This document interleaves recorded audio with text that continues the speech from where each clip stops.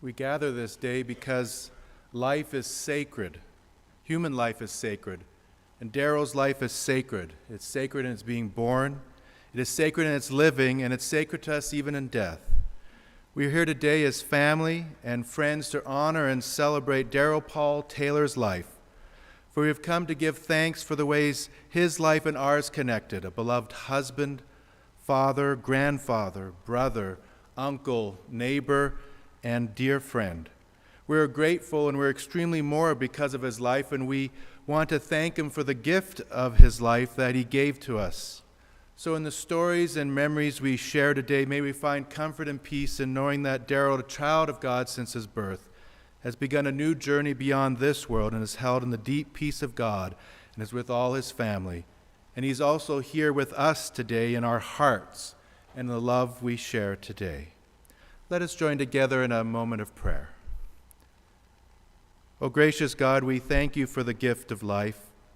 From the moment of conception and birth to the moment of our last breath, we live amidst the wonder and beauty of all of life and nature, and we marvel at the gift of what it means to be fully human and fully alive, even through our challenges and our joys.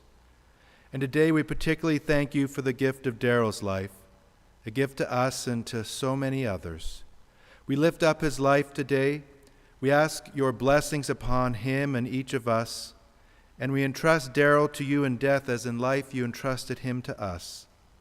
For we come with many emotions today, yet we celebrate Derrel's life in the midst of all of this, and we pray that our continuing memories of him will be filled with peace and laughter and gratitude and joy. Amen. We hear this poem now called Close the Gate for Dad by Nancy Karanoff. It's a good farmer poem, rancher poem. For this one farmer, the worries are over. Lie down and rest your head. Your time has been and struggles enough. Put the tractor in the shed. Years were not easy, many downright hard, but your faith in God transcended. Put away your tools and sleep in peace. The fences have all been mended. You raised a fine family, worked the land well. Hang up your shovels inside of the barn, your work here on earth is done. A faith few possess led your journey through life, often a jagged and stony way. The sun is setting, the cattle all bedded, and here now is the end of your day. Your love of God's soil has passed on to your kin. The stories flow like fine wine. Wash off your work boots in the puddle left by blessed rain one final time. You've always believed that the good Lord would provide. Take off your gloves and put them down. No more sweat or worry for you now. Your labor is done. Your home now is heaven. No more must you wait. Your legacy lives on. Your love of the land, and we will close the gate. Now to begin our time of remembrance and celebration, I'd like to invite Shauna forward for our eulogy.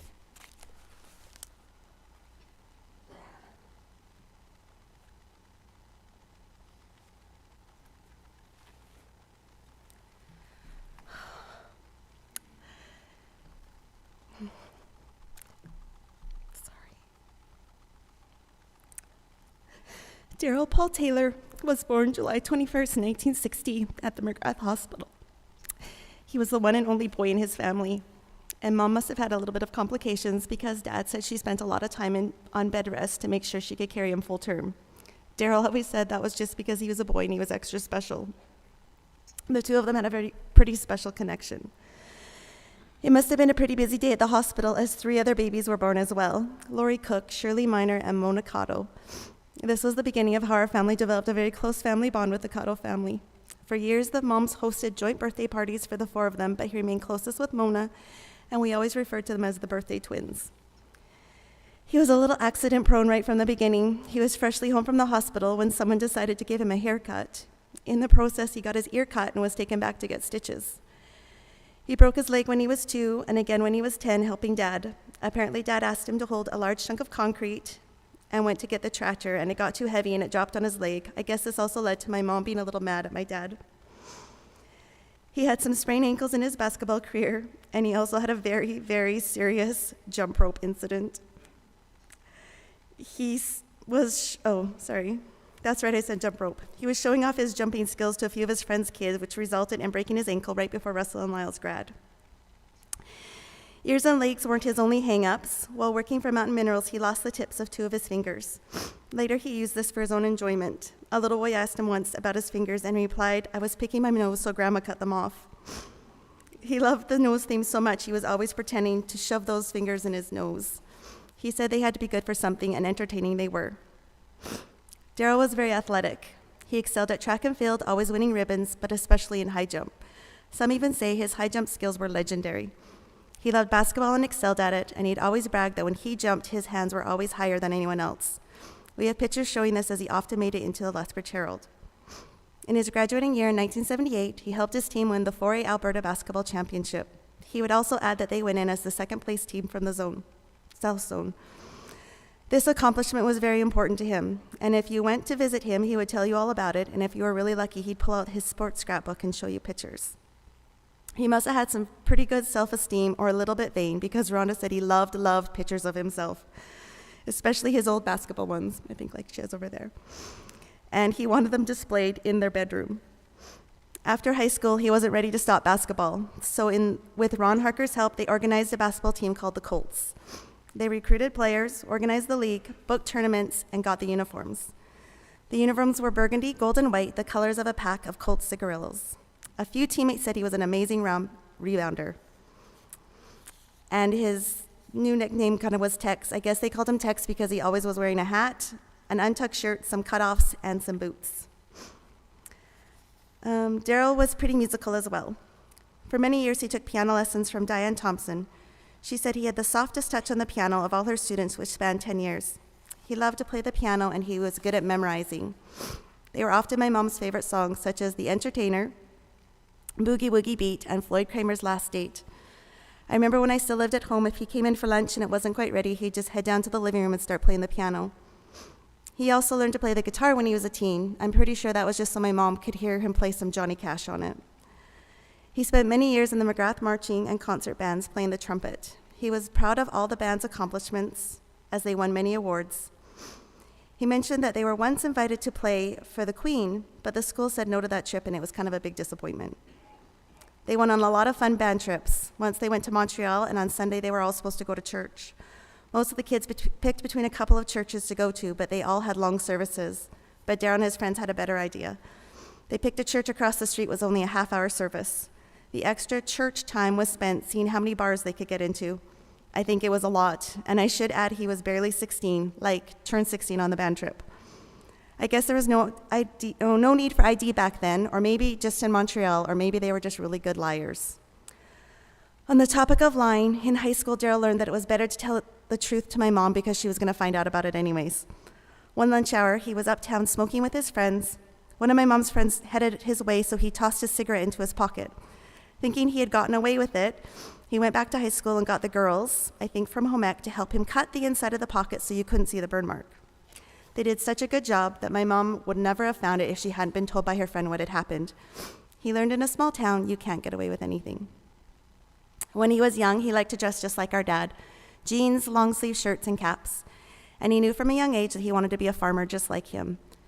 Derrel stayed on the family farm and farmed and ranched with his dad for many years. Although farming came with lots of ups and downs, I think he had a strong bond with the farm and enjoyed all the memories made as a family there. He loved both farming and ranching and was so excited to be getting back into having cattle. He had recently purchased 14 cattle calf pairs, all black but one Hereford just for tradition, because our family had always had raised Herefords. All of us are sad that he missed out branding and turning the cows out into our big coulee. He loved sitting on his deck and watching the traffic drive by. One of the games Derrel and Rhonda played involved guessing how many dumb boaters were going to miss the turnoff to Jensen's Dam. Many a time a truck with a big boat would drive by the farm and then return a few minutes later, and Derrel would always yell, "Follow the water!" He couldn't believe how dumb they could be. The deck was also a great place to visit with family and friends and have great barbecues. He also loved hats, all kinds of hats. He had an amazing hat collection that had to be displayed in their house, mostly in their bedroom. I think Rhonda's a pretty good wife for letting him keep hats and his pictures of himself in the bedroom. He did not want to put them in storage, and they had to be displayed just so they could be seen and used. Rhonda said sometimes they'd be out on the deck, and Derrel would have to go inside and get something or use the bathroom. He'd come back out wearing a different hat. He loved all holidays, another trait he inherited from our mom. He also loved all his nieces and nephews and was the best gift giver. I'm not sure if their parents were always happy with the gift, but if the kids were happy, it was all worth it to him. Birthdays and Christmas, it was go big or go home. And when Rhonda did the shopping herself, she'd come home and show Derrel what she purchased, and if it wasn't good enough, he'd definitely let her know, and she'd have to add to it. His gift rule was never, never buy clothes for a kid unless it's paired with a big toy. Even with babies, it was clothes and a toy. The boys think Christmas might look a little different this year, and maybe Rhonda will have to run those gifts by me so I can keep her in check. He loved Halloween and having trick-or-treaters come to his farm. He always made the trip worth it. He gave out lots and lots of candy. And Easter egg throws were always exciting too. Everyone wanted to hit Uncle Derrel or his truck with their egg. He was proud of his heritage and was very proud of being a descendant of John Taylor and his first wife. Big emphasis on the first wife. He often shared this with Stacy, only after he'd had a few, and it was kind of like their little church bonding time. He loved his grandkids. He loved watching them play sports. He enjoyed having them over for family barbecues with lots of meat, sharing treats, and the kids especially loved to do chores for him because he always rewarded them with more treats. He enjoyed a good nap when they fell asleep beside him. The grandkids all liked laying on the bed with Grandpa. Often Rhonda would place a kid on the bed to have Derrel watch while she got some things done around the house. But almost always he'd be watching TV and forget to pay attention, and she'd hear a thump and then Derrel saying, "Oops." She said that every grandchild has fallen out of that bed at least once. Derrel was pretty easy to be around. People have shared that he was one of the kindest people, both as a child and as an adult.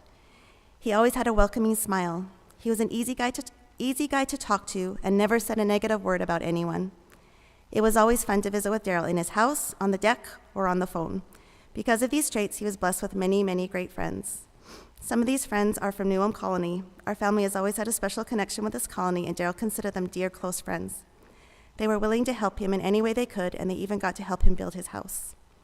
Cam and Shauna Wakefield were also great neighbors and friends to Derrel and Rhonda. They were instrumental in helping Derrel get back into having cows again. They visited often, and we know Derrel saving a dance just for Cam. Rob Ripley, Mike Garrett, Conan Miller, and Rob Hanch were also amazing friends. They were always calling and checking in to see how things were going. Hard times will always reveal true friends, and I know these four were solid friends that Derrel needed to get through the tough times. Here are just a few more memories. Russell liked how his dad always voluntold them to help other people. He would always say, "I have 3 boys that can help." Sometimes they didn't even know the people they were helping. It just shows how friendly he was and how willing he was to help, or should I say send help. Shane said he got his love from sports from Derrel. He was lucky enough to have him as his grade 9 basketball coach.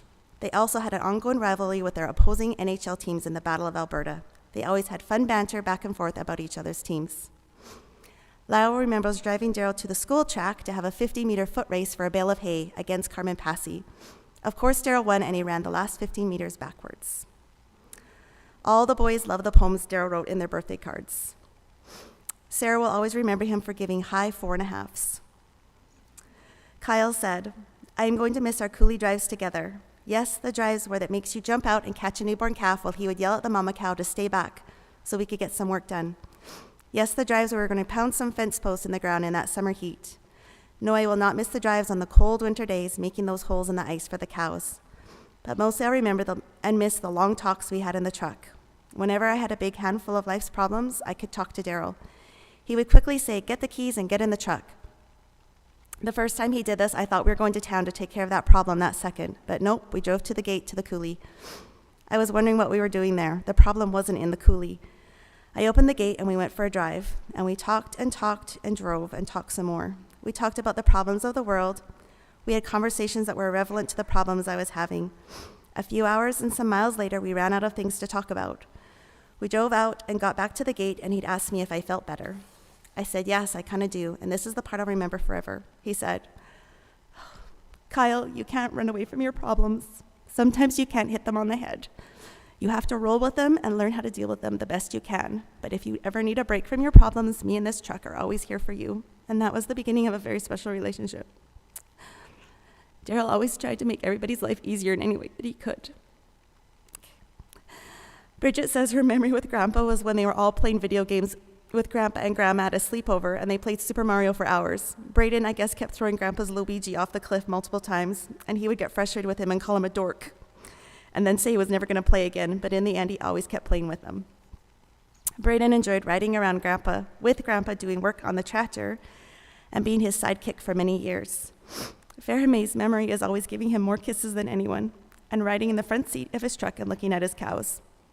Lucy got her love of classic rock from Grandpa. Grandma and Grandpa got Lucy her first CD player along with some rock CDs, and she listened to them over and over again. She also said that one time she heard Grandpa tell Braden that he was his favorite grandchild, but as soon as Braden left, Grandpa whispered in Lucy's ear and told her that she was his favorite. Crosby, Reggie, and Hank all said that Grandpa was the nicest, and over the years, Grandpa gave them toys and trinkets of his, and the boys proudly displayed them on their dressers. They were also proud that they could all do fake burps, a talent they learned from Grandpa. Sophia's best memories of Grandpa are having barbecues on the deck and showing him her hunting pictures and showing stories about all the different wildlife she had seen. Jalen said she loved going trick-or-treating at Uncle Derrel's because there was always chocolate fingers in the treat bags, and he'd always say, "Let me know if you find my fingers." She'd also said he was the coolest uncle, that long, flowy hair in a hat or pulled back in a pony in a hat. Caden liked hanging with Uncle Derrel at the farm, whether it was riding in the farm machinery, chasing cows on the quad, or just hanging out at his house eating treats. He said they also liked making up their own answers when they watched game shows. Macy remembers him always calling her Mabel, her great-grandma's name. He'd always say, "Mabel, Mabel, get off the table," even if she wasn't on the table, so I guess he liked a good rhyme. I was lucky to have the best big brother. We might not have talked all the time, but I knew he was always there if I needed his help. He loved and supported my family many times, and I remember a time in my life was a big mess, and I phoned him to complain. He listened to me and then said, "Your life seems pretty tough. Do you know what you need to do? You should probably go smoke some weed." And even though I didn't follow his advice, it did make me laugh and forget my problems at the moment. He was 10 years older than me, so growing up, we sort of had a love-hate relationship. He loved teasing me until I cried. I hated this, but learned the sooner I cried, the sooner he'd leave me alone. He loved scaring me, especially of the basement, and had me convinced that the boogeyman lived down there, mostly because he didn't want me down there when he had friends over. I hated being scared, and to this day, even though I'm 99.9% sure there's no boogeyman, I hate basements, and when I'm down there, I'll turn every light on. But I do know they loved me because the day I was born, he was a little disappointed I was a girl. He really wanted a baby brother. But just that luck, another family had a baby boy the same day, and that dad wanted a girl, so he told Derrel that they could trade babies. But Derrel decided that they better keep me, so I'm pretty sure that's true love. When we first found out Derrel needed a lung transplant, many of us were worried how long we would have him around.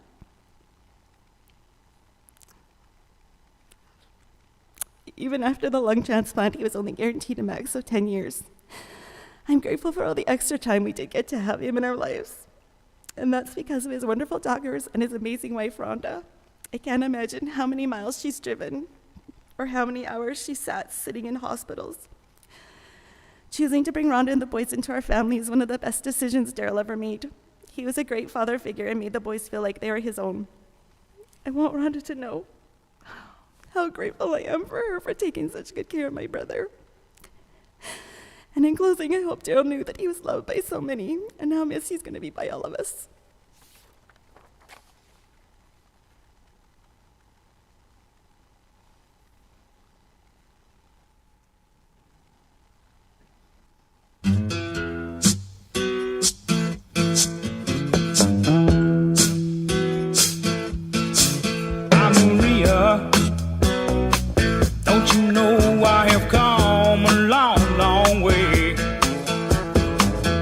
I've been longing to see you.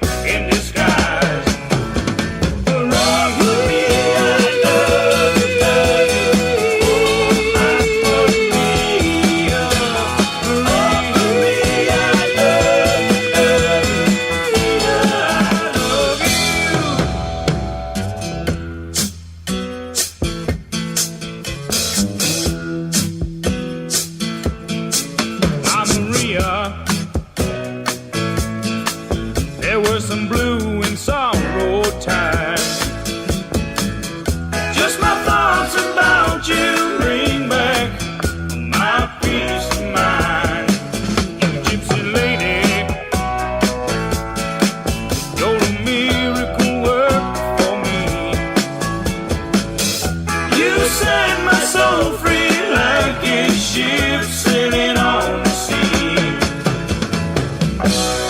She is the sunlight when the stars are gray. She treats me so right, lady. Take me away.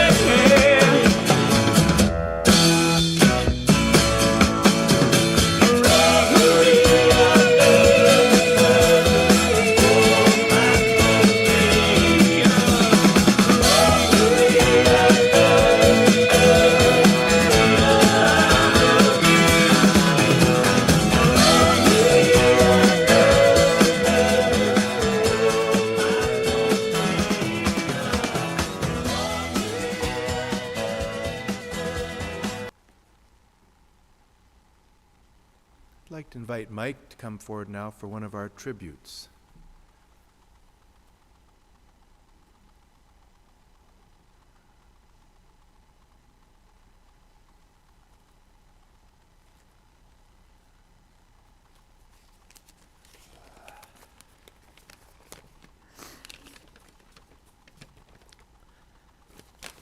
Good friends are hard to find and harder to keep. When I got the news that Derrel passed away, I couldn't start crying for 5 hours there. I just didn't expect it to happen. I don't think anybody did. We were in constant communication with Rhonda, and we all thought he was getting better, and then he didn't. But I was driving down from Calgary yesterday, and I drove halfway on the freeway doing 120 and in a big hurry to get down here, and then Leonard Skinner's song came on the radio, and I immediately switched off and drove on the gravel road for a while. That's what Derrel and I would do. Myself, Derrel, Rob, whoever was with Derrel, quite often we'd grab a couple pops and go for a cruise on the road. And we'd cruise on the back roads for a while, and then invariably, as Shauna brought up, we'd end up in the coulee. There's something magical about that coulee. Every time we came down here, I'd get excited to see Derrel and his family. I loved Ida and Dave and the rest of the family. And the coulee was always somewhere where we'd go up and have a few drinks, and like Shauna said, we'd always go up there and talk about stuff. And Rob and I'd cruise around with him, and Derrel would show us various things in the coulee, and he knew all the cows and all the calves and that kind of thing. And for me, it was a nice little touchstone to the farming and ranching life, and I always really enjoyed coming back here. One of the happiest days of my life was when I went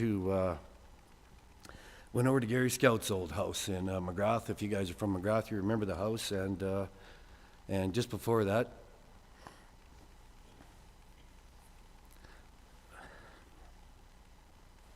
Derrel had told me that him and Rhonda were seeing each other, and they were going to probably get married. He said, she's a great lady, and that's who I want to spend the rest of my life with. And I was mighty happy that Derrel found such a great lady. And as Sean had stated earlier, Rhonda, you've been a fantastic wife. Tons of time spent outside of hospitals and waiting for our buddy there, and never lost your class ever. As I look around here, there's a large variety of people. We got people from the colonies here. We got some bikers, biker farmers, a little bit of everything here. Derrel touched a large amount of people, a wide variety of people, and he was just the friendliest, most down-to-earth kind of guy I'd ever come across. He had brought down many different people. A couple guys went on to be a judge, partners in law firms, all kinds of people, to visit with Derrel and Rhonda down at the ranch. And invariably, every time I'd run into him later, first thing they'd say is, "How's your buddy Tex? You know, how's he doing?" Such a great guy. And he touched a lot of different people. Shauna touched about his basketball. Some of us here played basketball with Derrel for a long time. Wasn't the kind of guy to complain. Wasn't the tallest guy out there, but nothing gave us greater pleasure from small town McGrath than seeing Derrel go up and stuff a big tall guy from some other town. We just loved it. It was a good time, and like Shauna said, he had some great results with the Zinnis. They won the 4A championship. That was fantastic stuff. It was one of the happier times of my life watching all that go down.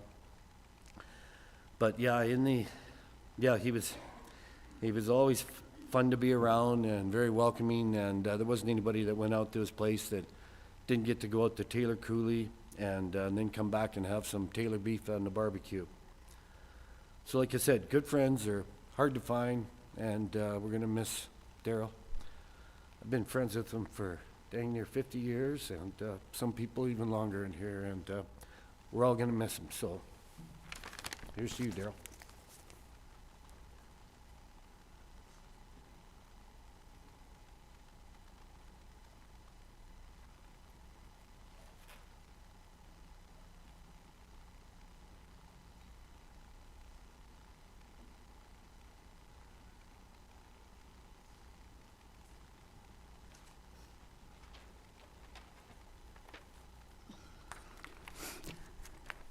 A thank you letter to my father-in-law.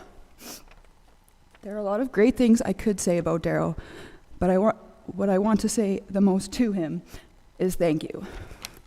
Thank you for your kindness. I will always feel privileged to be a part of your family. Thank you for being so strong, so courageous, and so damn stubborn. These traits helped you recover from your transplant and rejection all those years ago. If not for your strength and will, I may never have had the chance to meet you. Thank you for raising Lyle and all of your sons to be just like you. Hardworking, resilient, optimistic, generous, kind, and so caring. They're all the most incredible men, husbands, and fathers because of you. Also, thank you for marrying Rhonda. The things you two have done for me, I could never repay you for. Your marriage was an excellent example to always stick by each other, no matter life's hardships. Thank you for always being the yes man. Anything we ever needed, we knew we could ask you. I honestly don't know where I would be without you. You have done so many absolutely life-changing things for me. I won the in-law lottery big time. Thank you for always being the life of the party. I will always cherish the time we all spent together, whether it was a barbecue on the deck, an afternoon driving around the back roads, or a holiday spent sitting around your kitchen laughing. Thank you for letting us get married in your barn. Thank you for being such a wonderful grandfather to my children, nieces, and nephews. The days they all spent with you will be some of their happiest memories. So in closing, Derrel, thank you. If the length of our lives was measured by our kindness and generosity, you would be the last person sitting in this room. I love you, I will miss you, and until we meet again, rest easy, Derrel.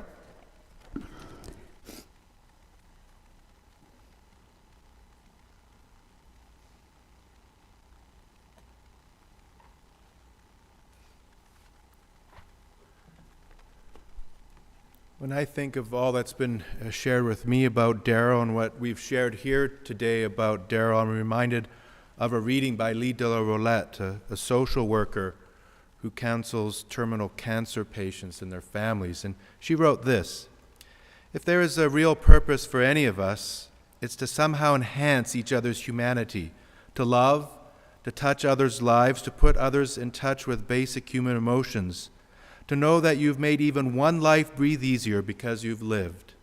By and large, the meaning of a person's life gets distilled to this: how well have I loved?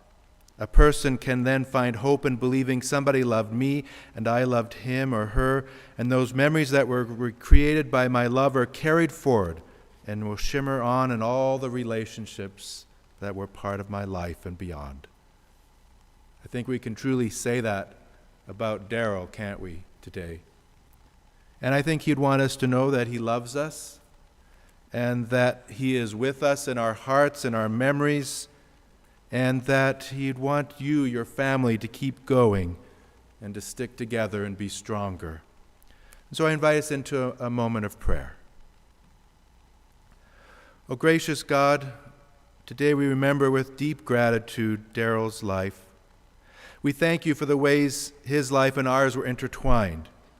And we're thankful for his care, his support, his tenacity, his strength, his kindness, his generosity that extended to so many people and strangers, his humor, his ability to help us have a good time and make everybody feel welcome. We thank you for the way he taught us respect and work ethics, to think of others, to help people if you can, to value your word, and love of the coolies and the land and family and friends. But most of all, how important his family was to him, and all his care and love of family. We remember in this moment for all in him that was generous and kind, for the love he gave and received to each one of us. And we pray that he knows our gratitude and thanks for his life, and that we always hold him in our hearts. Give us strength and courage in the days ahead, that we might be open to this miraculous gift of life, and to know that in the quiet moments, in our challenges and joys, Derrel's spirit is still with us. Amen. Now we read the poem called The Dash by Linda Alice. I read of a man who stood to speak at a funeral of a friend. He referred to the dates on the tombstone from beginning to the end. He noted that the first date came with birth and spoke of the following dates with tears, but he said what mattered most was the dash between those years. For that dash represents all the time they spend alive on earth, and now only those who loved them know what that little line is worth. For it matters not how much we own, the cars, the house, the cash. What matters is how we lived and loved and how we spent our dash. So think about long and hard. Are there things that you'd like to change? For you never know how much time is left that can still be rearranged. To be less quick to anger and show appreciation more and love the people in your lives like we've never loved before. If we treat each other with respect and more often wear a smile, remembering that this special dash might only last a little while. So when your eulogy is being read, when your life's actions to rehash, would you be proud of the things they said and how you've lived your dash? And I know we can say a resounding yes. For Derrel, you were an all-around great guy, and we're deeply thankful for you. And now we get to see the dash in this photo memories of Derrel and his love and his time with us.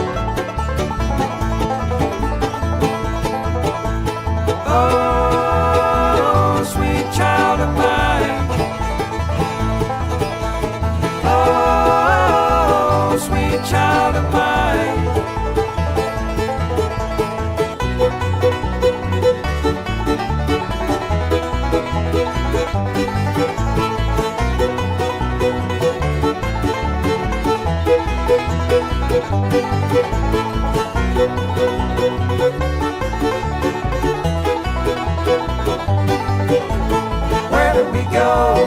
Where do we go now? Where do we go? Where do we go? Where do we go now? Where do we go? Where do we go now? Where do we go? Where do we go now? Where do we go now? Where do we go? Where do we go now? Sweet child of mine.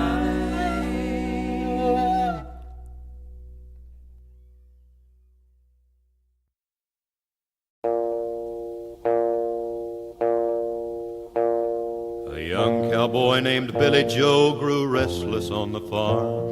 A boy filled with wanderlust who really meant no harm. He changed his clothes and shined his boots and combed his dark hair down.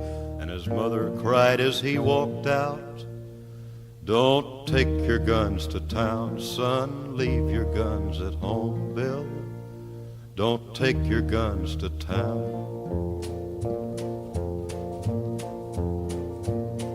He laughed and kissed his mom and said, "You're Billy Joe's a man. I can shoot as quick and straight as anybody can. But I wouldn't shoot without a cause, I'd gun nobody down." But she cried again as he rode away, "Don't take your guns to town, son. Leave your guns at home, Bill. Don't take your guns to town." He sang a song as on he rode, his guns hung at his hips. He rode into a cattle town, a smile upon his lips. He stopped and walked into a bar and laid his money down.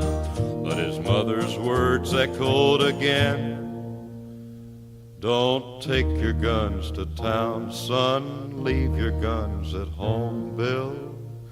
Don't take your guns to town." He drank his first strong liquor then to calm his shaking hand, and tried to tell himself at last he had become a man. A dusty cowpoke at his side began to laugh him down, and he heard again his mother's words, "Don't take your guns to town, son. Leave your guns at home, Bill. Don't take your guns to town." Filled with rage, then Billy Joe reached for his gun to draw. But the stranger drew his gun and fired before he even saw. As Billy Joe fell to the floor, the crowd all gathered round and wondered at his final words, "Don't take your guns to town, son. Leave your guns at home, Bill. Don't take your guns to town."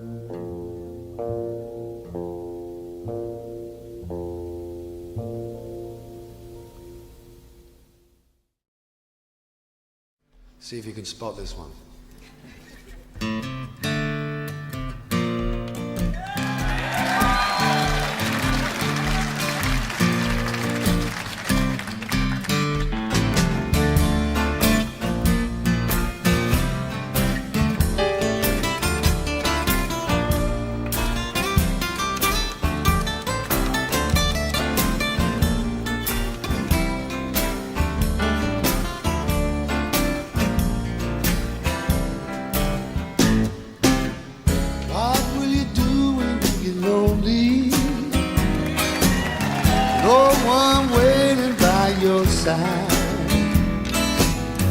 You've been running, hiding much too long.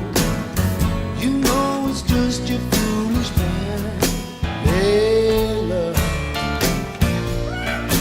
got me on my knees, later, begging, darling, please, later, darling, won't you ease my worry now?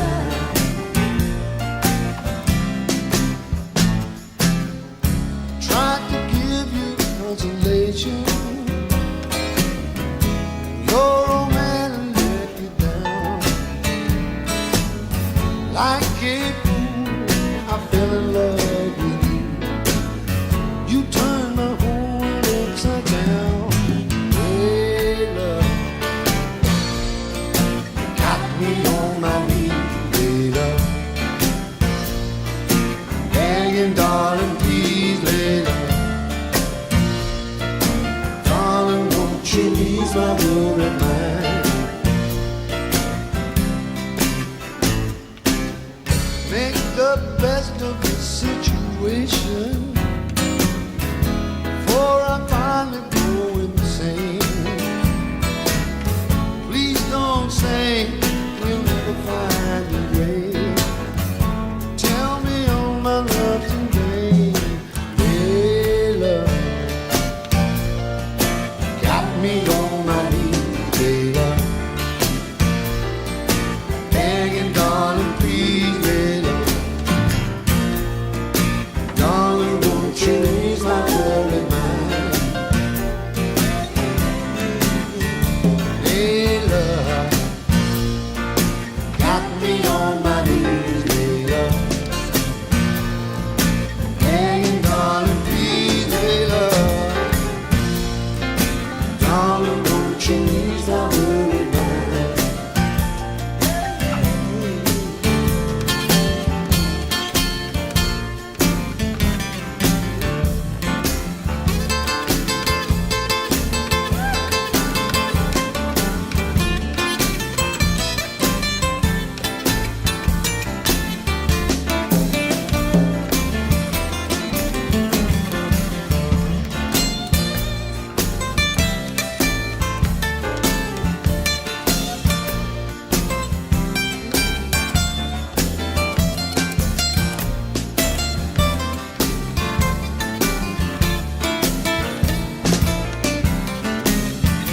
Layla, got me on my knees, Layla, begging, darling, please, Layla,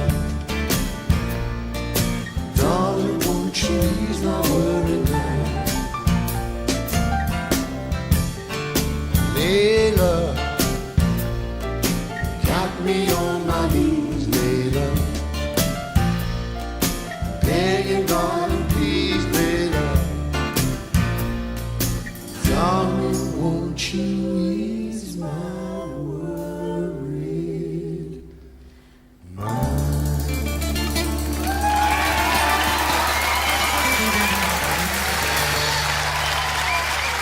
Thank you.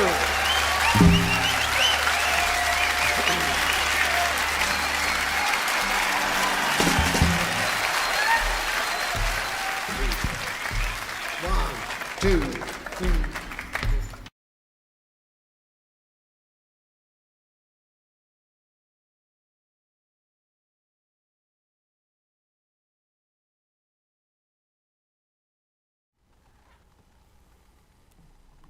As we end our service here, we'll be proceeding to the burial service at the McGrath Cemetery. The family invites you, if you wish to come, you can follow in the procession. Remember to turn your lights on and put your four-way flashers on as we proceed there.